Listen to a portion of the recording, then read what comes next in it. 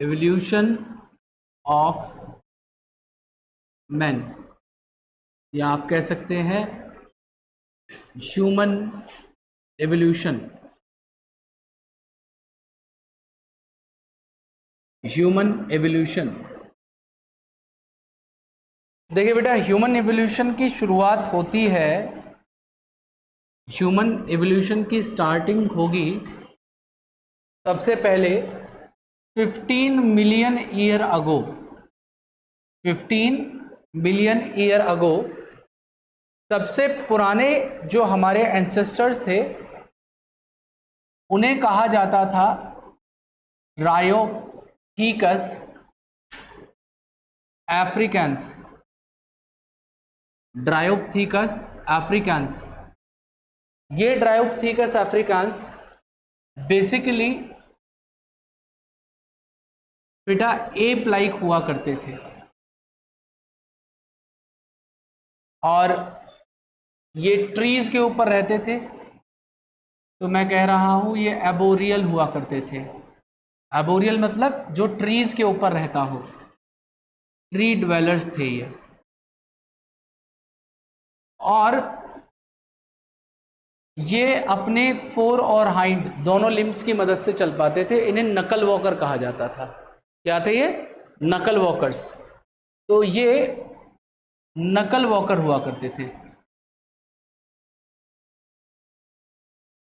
नकल वॉकर्स थे।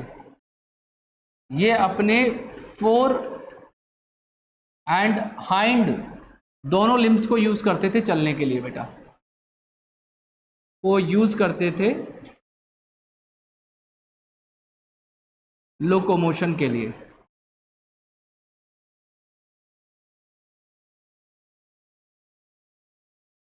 बेटा ट्रीज के ऊपर रहते थे तो ऑब्वियस सी बात है ये हर्बीवोर्स होते होंगे। ये सब हर्बीवोर्स थे, ये फ्रूट्स और नट्स को खाया करते थे या लीव्स को खाया करते थे। अब यहां से शुरुआत होती है, इसमें से दो स्ट्रीम बढ़ती हैं। ड्रायोथीकस अफ्रीकांस में से दो स्ट्रीम बढ़ती हैं, ध्यान से सुनिएगा। सबसे पहली स्ट्रीम जो बटी वो है रामापिथेकस अफ्रीकांस।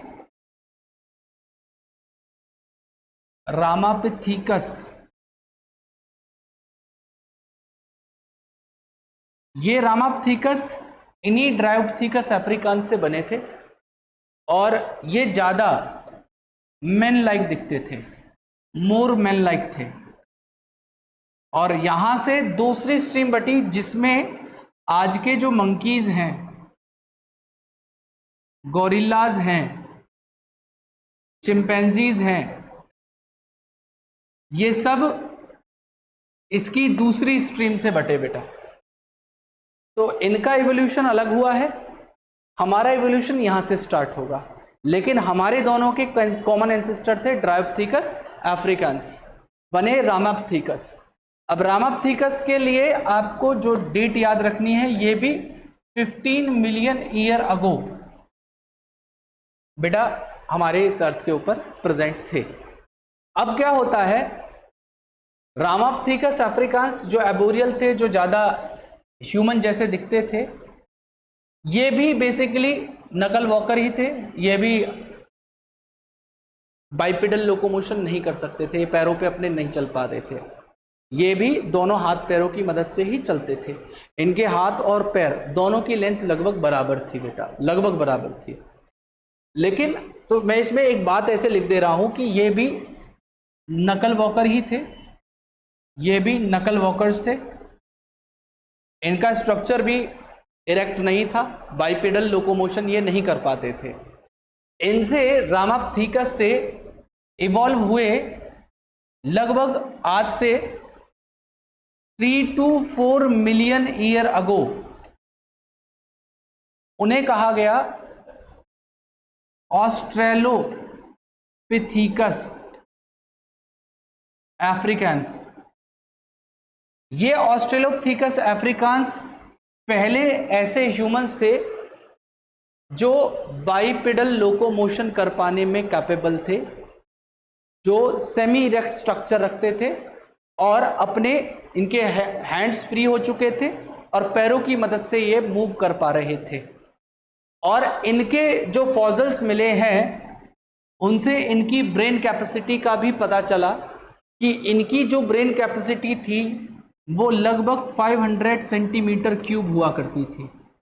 तो इन दोनों में आपको ब्रेन कैपेसिटी याद नहीं रखनी है, ब्रेन कैपेसिटी आपको यहां से याद करनी होगी, डेट आपको सबके अंदर याद रखनी पड़ेगी। मेरी बात आप समझ पा रहे हैं? तो यहां पे अगर मैं बोलूं तो जब ये इरेक्ट हुए थे, मतलब इनका जब स्ट्रक्चर थोड़ा सा ऐसे इरेक्ट हुआ तो ये पूरा नहीं हुआ था। पूरा होता तो इनकी हाइट बहुत बड़ी होती थी। ये 4 फीट के, ये 4 फीट इनकी हाइट हुआ करती थी, ज़्यादा बड़ी हाइट नहीं थी, 4 फीट इनकी हाइट थी। अभी मैं इनके स्केलेटन के अंदर भी आपको डिफरेंसेस दिखाऊंगा ये कैसे दिखते थे। तो इनकी जो हाइट थी वो लगभग 4 फीट के अप्रॉक्सीमेट हुआ करती थी बेटा। और ये पहले ह्यूमन लाइक क्रिएचर थे, ये फर्स्ट ह्यूमन लाइक क्रिएचर्स थे, ह्यूमन लाइक क्रिएचर्स थे जो कभी ईस्ट अफ्रीकन ग्रासलैंड्स के अंदर मिलते थे। ये सारा कुछ जो हो रहा था ये सब कहाँ पे हो रहा था? ईस्ट अफ्रीका के अंदर। और ईस्ट अफ्रीका में भी कोई स्पेसिफाइड पूछेगा तो कहाँ पे, तो आपको बताना होगा 2 कंट्री का नाम, तंजानिया और यूथोपिया। यूथोपिया और तंजानिया में ये सारी चीजें हो रही थी, ईस्ट अफ्रीकन ग्रासलैंड में ये हो रहा था। तो first human like creature appeared in East African grassland, east African grassland. और कंट्रीज में लिख दे रहा हूं, तंजानिया और इथोपिया। अब ये जो ऑस्ट्रेलोपिथेकस थे, देखो 3 नाम याद हो गए आपको। कौन कौन से नाम बताए मैंने अभी तक? सबसे पहले ड्रायोप्थिकस अफ्रीकांस। ड्रायोप्थिकस अफ्रीकांस हमारे भी एंसेस्टर हैं और मंकीज और एप्स के भी एंसेस्टर हैं। ड्रायोप्थिकस अफ्रीकांस से कौन बने? रामाप्थिकस। रामाप्थिकस मतलब जो ज्यादा ह्यूमन जैसे दिखते थे, उन्हीं से बने दूसरे जो मंकी, एप, चिंपैंजी, ये सारे के सारे उन्हीं से बने। रामाप्थिकस नाम इसलिए दिया गया, राम जो भगवान थे उनके बेसिस पे नाम दे दिया गया है उन्हें, मतलब जो ह्यूमन जैसे दिख रहे थे, जो ह्यूमन जैसे थे। तो रामाप्थिकस से बने ऑस्ट्रेलोपिथेकस। ऑस्ट्रेलोपिथेकस के कुछ फॉसिल मिले थे, उनमें से एक फीमेल का फॉसिल मिला था और पूरी बॉडी का स्केलेटन मिल गया था। तो उन्होंने क्या किया, साइंटिस्ट ने उसके स्केलेटन से 3D इमेज क्रिएट की और उसका एक इमेज तैयार करी और उसको नाम दिया लूसी। तो जो लूसी था वो एक्चुअल में ऑस्ट्रेलोपिथेकस के फॉसिल्स थे और उसी फॉसिल से बनाया हुआ जो उन्होंने पुतला बनाया उसको दिखाने के लिए कि ऐसे दिखते थे, तो वो लूसी है। और ऐसे ही इसी ऑस्ट्रेलोपिथेकस का ही कोई बच्चा रहा होगा, उसका स्कल मिला था, तो उस स्कल से इन्होंने 3D बनाया, 3D इमेज बनाई और उसको नाम दिया था ट्वैंग बेबी। ट्वैंग बेबी, ये दोनों नाम, ठीक है जी।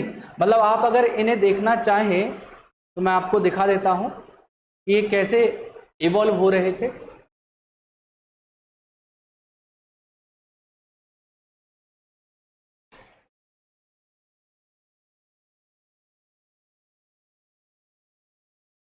देखिए लूसी कैसी दिखती थी वो मैं दिखा देता हूं आपको। लूसी कैसे दिखती थी इसका एक मैं आपको आइडिया दे। गेट बंद करके आ जाओ नवाब साहबो, गेट बंद कर दो। जी बेटा, ये ऐसा सा स्ट्रक्चर है लूसी का, जो आप ये देख पा रहे हैं ना, ये लूसी है। ये ऑस्ट्रेलोपिथेकस अफ्रीकांस है, मतलब ये ड्रायोप्थिकस अफ्रीकांस रामाप्थिकस के बाद जो बने थे, जिनका पहला जो देखो इनके हाथ दोनों फ्री हैं, पैरों की मदद से चल पा रहे हैं। तो बाइपेडल पहला अगर कोई कर रहा है तो वो ऑस्ट्रेलोपिथेकस है, वो ऑस्ट्रेलोपिथेकस है। और अगर मैं एवोल्यूशन की बात करूं तो ड्रायोप्थिकस और रामाप्थिकस में क्या डिफरेंस था, तो उन दोनों को भी देख लीजिए। ड्रायोप्थिकस कैसे दिखते थे, ड्रायोप्थिकस एंड रामाप्थिकस, दोनों में क्या डिफरेंस थे?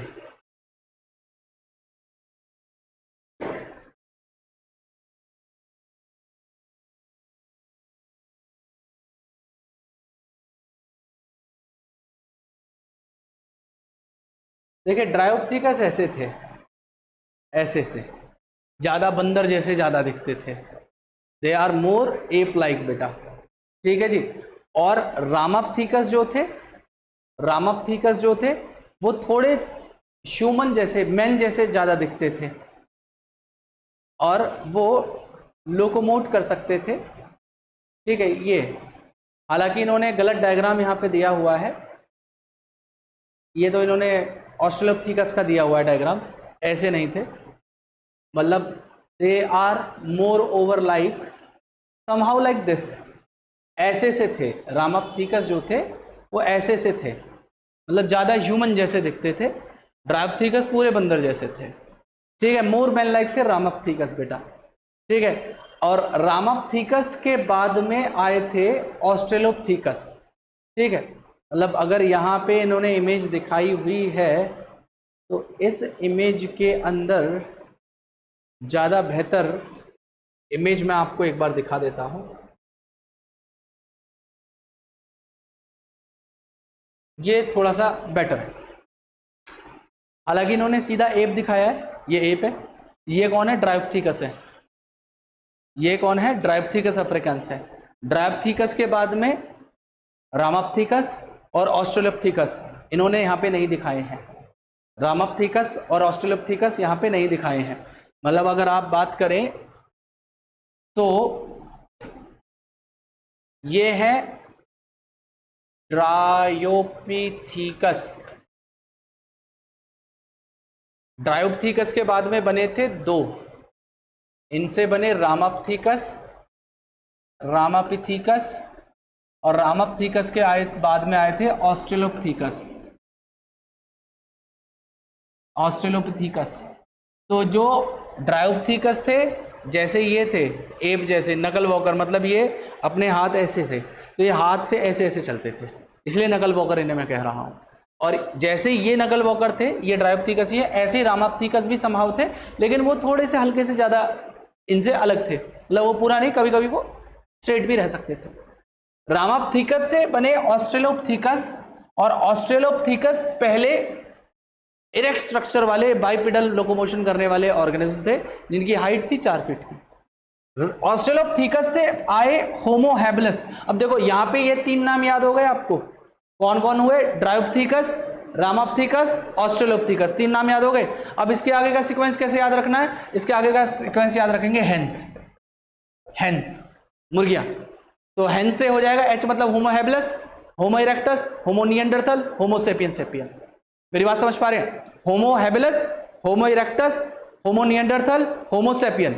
डेट कैसे याद रखनी है? Dryopithecus 15 million year ago, Ramapithecus 15 million year ago, Australopithecus 3 से 4 million year ago, Homo habilis approximately 2 million year ago, Homo erectus approximately 1.5 million year ago, और Neanderthals approximately 40,000 to 1 lakh year ago, ठीक है। होमो sapien फॉसिलिस है, ये इन्होंने देखो 2 दिखाया हुआ है, होमो सेपियन यहाँ पे लिखा हुआ होमो सेपियन सेपियन, एक्चुअली ये होमो सेपियन फॉसिलिस हैं। अभी इनकी स्टोरी बताऊंगा ये कौन थे। इनका था लगभग 75,000 टू 1 लाख ईयर अगो। ये तो रही डेट की बात, याद रखिएगा 15 15 3 to 4 मिलियन, फिर 2 मिलियन, फिर 1.5 मिलियन, फिर 40,000 टू 1 लाख ईयर, और यहाँ पे 75,000 टू 1 लाख ईयर को। ब्रेन कैपेसिटी कहाँ से याद रखनी है? देखिए ब्रेन कैपेसिटी यहाँ से याद रखेंगे, ऑस्ट्रेलोपिथेकस की थी 500 सीसी, 500 सीसी। होमो हैबिलस की थी अप्रोक्सीमेटली 650 टू 800 सीसी, इनकी थी 900 सीसी। निएंडरथल की थी 1400 सीसी, और इनकी थी 1650 सीसी, ठीक है। ये आपको याद रखनी है, ब्रेन कैपेसिटी याद रखनी है। इनमें से पूछा जाए कि वो कौन थे जो सबसे पहली बार जो सबसे पहली बार अफ्रीका को छोड़ के बाहर गए। ध्यान रखना, होमो हैबिलस तक कोई भी अफ्रीका से बाहर नहीं गया था। ये सब जो बने, ड्रायोप्थिकस, रामाप्थिकस, ऑस्ट्रेलोप्थिकस और होमो हैबिलस, ये सब बने हैं कहां पे? अफ्रीका के अंदर, अफ्रीका के अंदर। इसके आगे होमो इरेक्टस से, होमो इरेक्टस से ये पहले थे जो अफ्रीका को छोड़ के एशिया आए या यूरोप गए और जिन्होंने लोकोमोट करना शुरू करा। तो इनके बारे में कैसे पता चला कि ये पहली बार निकले? तो बेटा इनके फॉसिल मिले थे जावा, जावा एक जगह, जावा इंडोनेशिया में एक जगह जावा, सुमात्रा, सुना है कभी नाम? तो ऐसे ही तो जावा में इनके फॉसिल मिले हैं, इसलिए इनको नाम दे दिया गया जावा मैन। क्या कह दिया गया इन्हें? इनको नाम दिया गया है दूसरा, जावा में मिले तो जावा मैन। इनका एक फॉसिल मिला था आज की डेट में जहां पे बीजिंग है, बीजिंग चाइना का एक, चाइना में तो नहीं, चाइना से अलग एक पार्ट है उनका, बीजिंग, ठीक है। तो बीजिंग का पुराना नाम था पेकिंग, पेकिंग, PEKING। तो पेकिंग में इनका फॉसिल मिला तो इनको नाम दे दिया गया पेकिंग मैन, पेकिंग मैन। तो जावा मैन, पेकिंग मैन नाम दिया है बिकॉज इनका फॉसिल वहां पे पहली बार मिला। मेरी बात आप समझ पा रहे हो?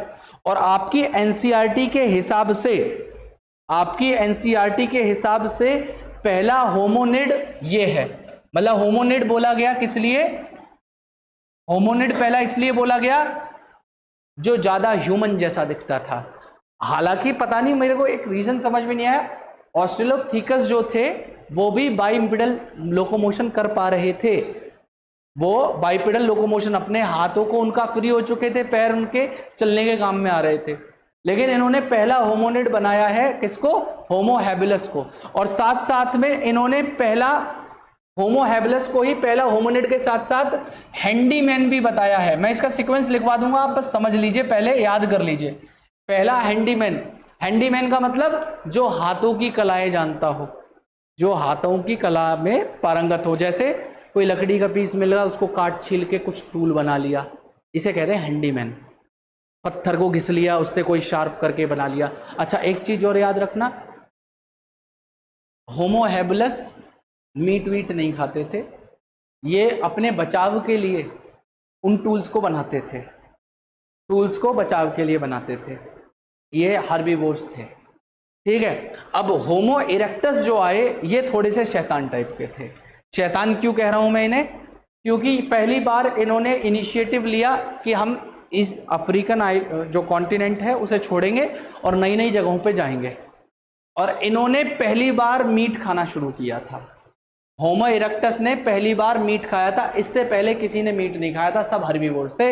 इनमें ये दोनों तो पेड़ पे ही रहते थे बंदरों की तरह, तो वो वहीं खाते थे। पहली बार मीट इन्होंने खाया था और यही थे first one to leave the eastern African grasslands and move to another parts of world. मेरी बात समझ पा रहे हैं आप? आसान है। देखो, आपको जो जो मोटी मोटी बातें याद रखनी, जिनसे सारे क्वेश्चन नीट का भी लगवा दूंगा मैं आपसे, अभी सारे क्वेश्चन लगवा के भेजूंगा। बस इतनी इंफॉर्मेशन जो मैं बताऊं उसको याद रख लेना आप। तो अब यहाँ पे है जी बेटा 30 सेंटीमीटर क्यूब। बेटा सेंटी मतलब ब्रेन कितना बड़ा था।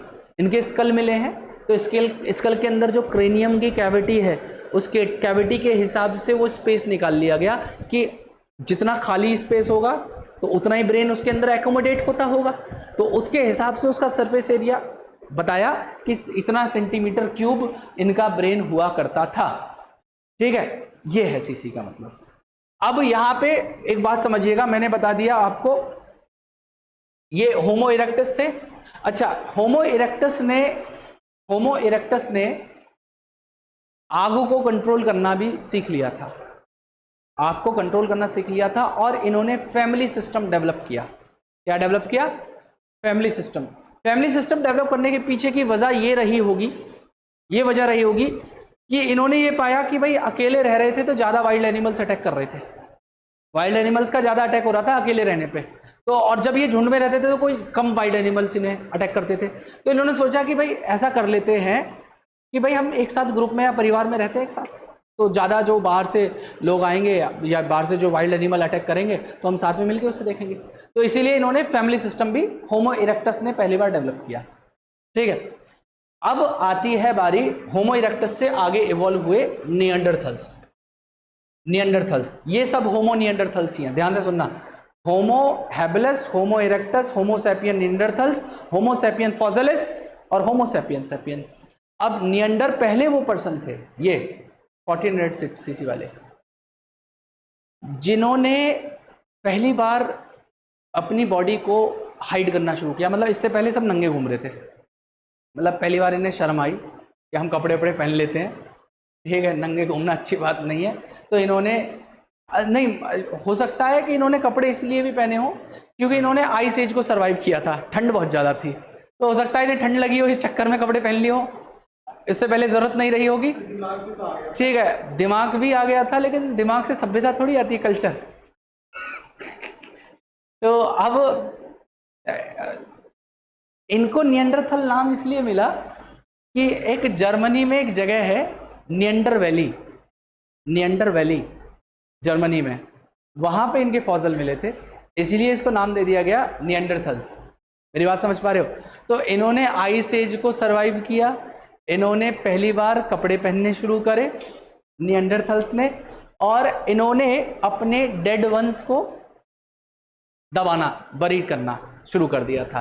They are the first one to bury their relatives after death. ठीक है, मतलब एक तरीके का रिचुअल या रिलीजन कह सकते हो, इन्होंने डेवलप कर लिया था।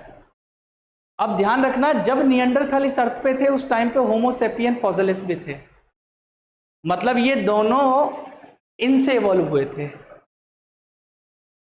ये जो थे ये थे स्टर्डी टाइप के, मतलब थोड़े से स्ट्रांग थे, शॉर्ट हाइट के थे, स्ट्रांग हुआ करते थे, बल्कियर शरीर था इनका, ब्रेन कैपेसिटी लेकिन उनकी ज्यादा थी।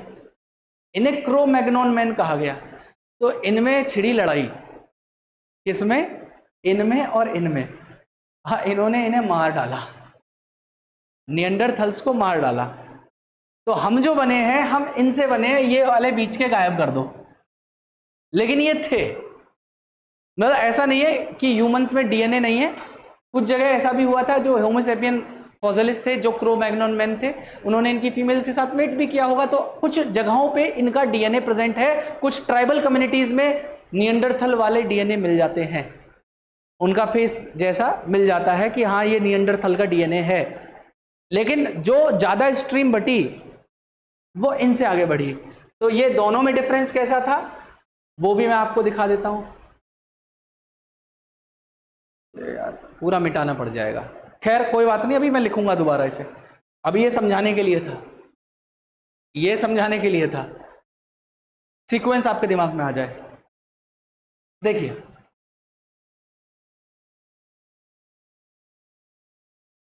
इन दोनों में अंतर क्या था।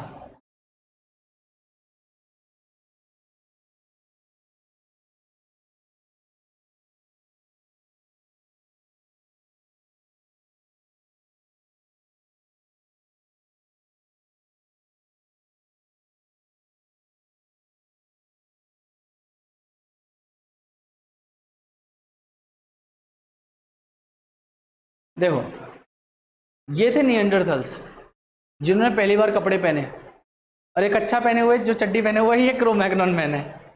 मतलब ये दोनों में अंतर देखना आप।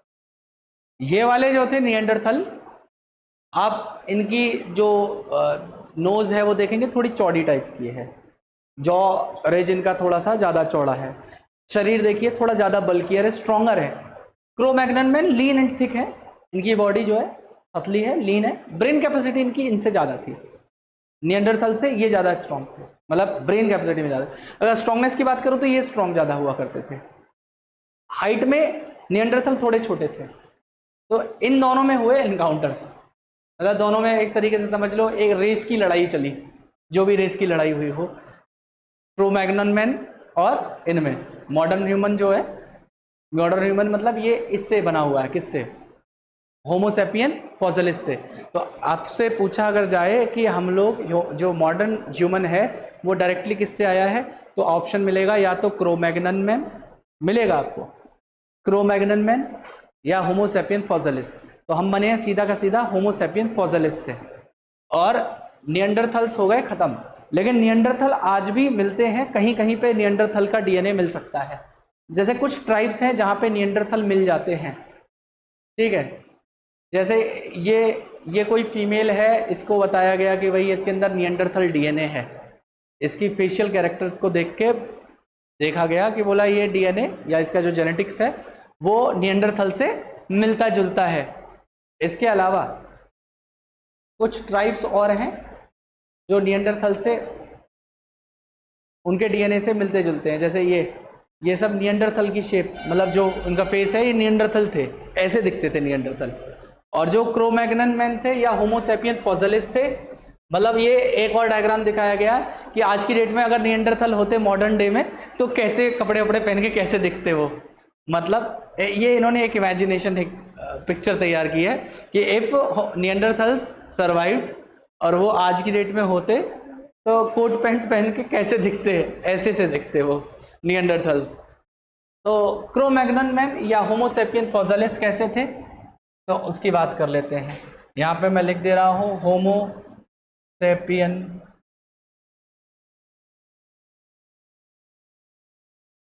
फॉसिलिस।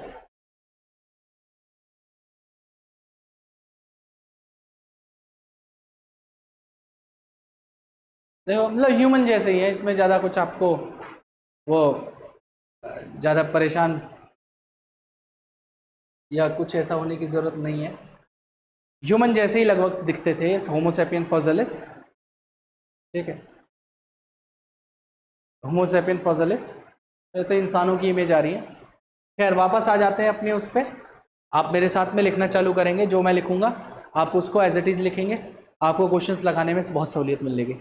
जितनी कहानी मैंने बताई बस वो उसको दिमाग में रखना, ब्रेन कैपेसिटी दिमाग में रखना, ईयर याद रखना। और जावा man, app man, handy man, hominid कौन था, ईस्टर्न अफ्रीकन ग्रासलैंड को कौन लीव करके गया था, ये सब आपको याद रखना है। तो मैंने ऑस्ट्रेलोपिथेकस तक आपको सीक्वेंस बता दिया था। ऑस्ट्रेलोपिथेकस के बाद में इसमें एक दो बातें और ऐड कर देना कि ये वॉक कर पाते थे अपराइट, ये वॉक कर पाते थे अपराइट, ये सीधा चल पा रहे थे, अपराइट चल पा रहे थे। और दूसरा ये एक और लिख देना, ये यूज करते थे स्टोन वेपन्स को, ये स्टोन वेपन्स को यूज कर सकते थे, इनका दिमाग इतना था। अब आगे की बात समझिएगा, आगे की बात समझिएगा।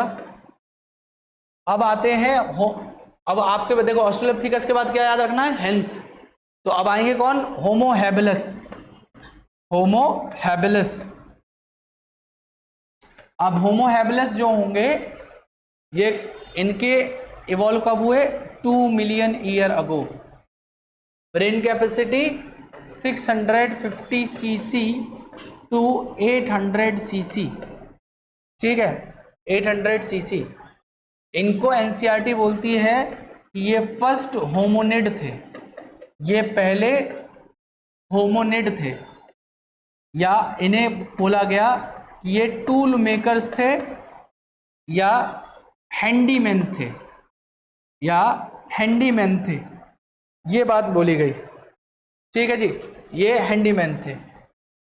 अब आगे की बात समझिएगा, ये बेसिकली फ्रूट्स को खाते थे। मैं लिख देगा दे एट फ्रूट्स, ठीक है, ये इनकी इंफॉर्मेशन याद रखनी है। फिर होमो हैबिलिस से कौन बने, मंथन। होमो हैबिलिस के बाद कौन आए बेटे, आमिया ने बताया तब बोल रहा है तो, होमो इरेक्टस। होमो इरेक्टस की ब्रेन कैपेसिटी 900 सीसी थी। ये बने थे अप्रोक्सीमेटली 1.5 मिलियन ईयर अगो, 1.5 मिलियन ईयर अगो। बेटा ये पहले ऐसे पर्सन थे जिनके फॉसिल्स बाहर मिले हैं, इसीलिए इन्हें जावा मैन नाम दिया गया या पेकिंग मैन नाम दिया गया, पेकिंग मैन नाम दिया गया, ठीक है। एंड यहाँ पे आप लिख दीजिएगा they are first one to leave Africa, first human to leave Africa, leave Africa. And they also controlled fire, इन्होंने आग को कंट्रोल करना सीख लिया था, और साथ में इन्होंने फैमिली सिस्टम को डेवलप किया। दे डेवलप्ड फैमिली सिस्टम बेटा, इन्होंने फैमिली सिस्टम को डेवलप कर लिया। अब इरेक्टस के बाद में 2 स्ट्रीम मैं बता रहा हूं, 2 स्ट्रीम बटी, और इसमें एक चीज और ये क्लियर, दे एट मीट, ये मीट खाते थे, ठीक है। अब यहां से 2 स्ट्रीम बटी इरेक्टस से। सबसे पहली स्ट्रीम को कहा मैंने निएंडरथल, होमोसेपियन निएंडरथल्स, और दूसरे बने थे इन्हीं से होमो सेपियन